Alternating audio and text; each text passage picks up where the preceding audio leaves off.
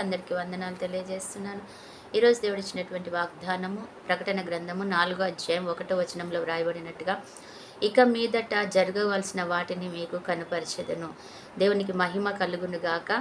దేవుడంట ఇక నుంచి నీ జీవితంలో ఏమేమి నీకు సంభవించబోతున్నాయో, ఏమైతే నీకు ఆయన చేయబోతున్నాడో, ఏదైతే శోధన మన రాబోతుందో ఆయన నీకు కనిపించేటట్టుగా చేస్తాడట. కళ ద్వారా, దర్శనం ద్వారా, ఆయన దైవ జనుల ద్వారా ఏ రీతిగానైనా నీతో ఆయన తెలియచేసి దాని నుంచి తప్పించుకోవడానికి నీకు అవకాశాన్ని ఇచ్చి ఆయన కాపాడుతాడంట. మరి దేవుని యొక్క మాటను మనము నమ్మి విశ్వసించి ఆయన మాటను మనం గ్రహించుకొని దానిని మన గురించి మనం ప్రార్థన చేసినట్లయితే దాన్ని తప్పించుకునేవారుగా, దానిని మేలు పొందుకునేవారుగా మనం ఉంటామన్నమాట. హిజ్కియాకి ఒక ప్రవక్త ద్వారా ఒక వార్త వచ్చింది. ఏమనంటే, నువ్వు మరణమైపోతున్నావు, నువ్వు నీ ఇంటిని చక్కపెట్టుకో అనే వార్త వచ్చింది.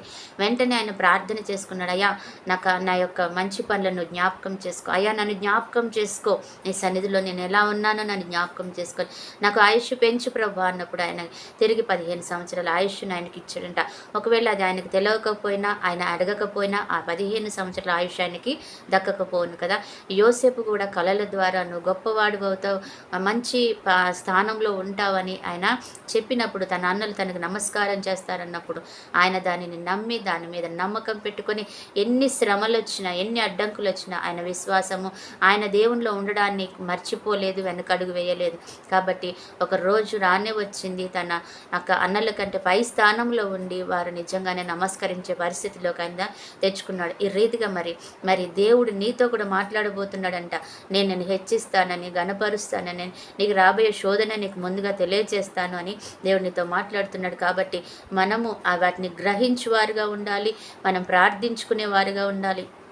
యోసేపు ప్రార్థన చేశాడు కాబట్టి ఆ ప్రార్థన ద్వారా ఆయన తెలియచేశాడు. హిజ్కియా ప్రార్థన పరుడు కాబట్టి ఆయనకు ముందుగా తెలియచేశాడు. ఈరోజు మనము కూడా దేవునికి సన్నిహితులుగా, ఆయన సంబంధులుగా ఉంటే మనకు కూడా తెలియజేస్తాడు, మనల్ని తప్పిస్తాడు, ఆశీర్వదిస్తాడు. అటు కృప మనకి ఇచ్చునుగా. ఆమేన్. ప్రార్థన. పరిశుద్ధుడు అయిన దేవా, ప్రేమ కలిగిన తండ్రి, నిజంగానే మాకు అటు కృపను దయచేయండి. ముందుగా తెలియచేసి మేము ఆశీర్వదించబడే కృపలోనికి నడిపించండి ఆయన.